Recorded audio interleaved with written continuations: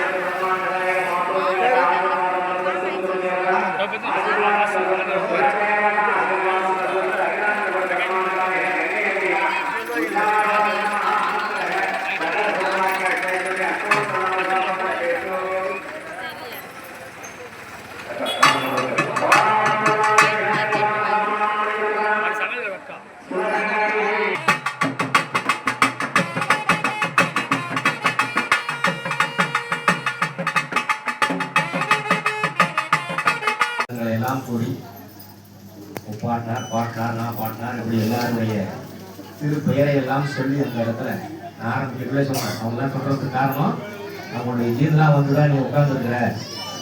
அவங்க செய்யற நல்லதை எல்லாம் நம்மளால முடிஞ்ச அளவு செய்யணும், இல்லறத்தில் நல்லறமா நடத்தணும் அப்படின்ற அவர்கள் சார்பாக ஒரு உறுதி ஏற்படுத்துறது தான் அவங்களுடைய